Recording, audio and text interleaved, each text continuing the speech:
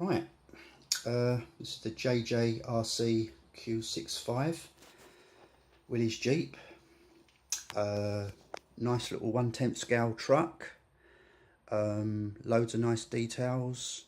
Like on the bonnet there.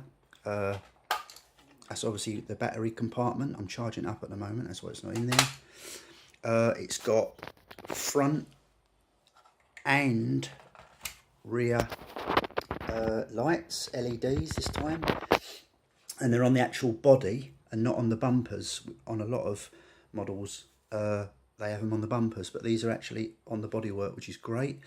You've got obviously the spare wheel, little jerry can here that actually comes out. The only bits that you can actually take out is the rear seat back, the two front seats, they all come out. This is actually loose, so you can actually move it if you want to paint it, and it makes it easier for painting. Obviously the underneath is just, you know, what the usual lovely soft rubber tyres. The wheels actually come off, and the actual spare wheel is also a working spare wheel, so if anything happens to these, you can just take this one off, swap them over or whatever. And I am going to show you now, because this is my second one, I'm going to show you the same Willy'S Jeep, same model, Jjrc Q65, after it's been painted and weathered. I haven't done any mods electrical wise, not really good at that. I'm going to leave that to someone else when I sell it on.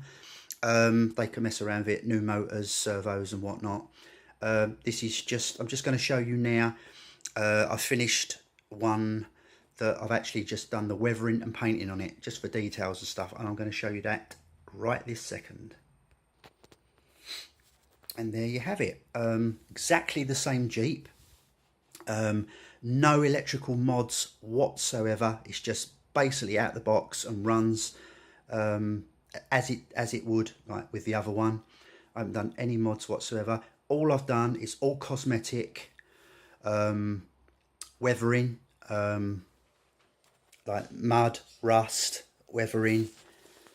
So you can see the wheels there, dusty and dirty, old mud, new mud, dry mud, wet mud, whatever you want to call it, rust.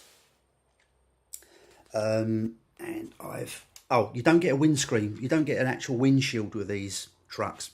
Why they left that out, I don't know. It would have only cost pennies to include that. But obviously you just get a little bit of perspex and do it yourself, and I've added windscreen wipers as well. Obviously the compartment's the same where the battery goes. It's had a light weathered over the top, so the insignia looks more realistic, and the colouring. Just around the other side here, you get another tool there. I actually added this small star at the back, that's what's on the original. The seats obviously painted. In the actual driving, I've actually added some little dials and gauges and whatnot. And at the reverse, the only thing I've added here is a small strapping on the jerry can. It just adds for the authenticity, and it adds for the realism. Again, rust and dirt. Great little truck.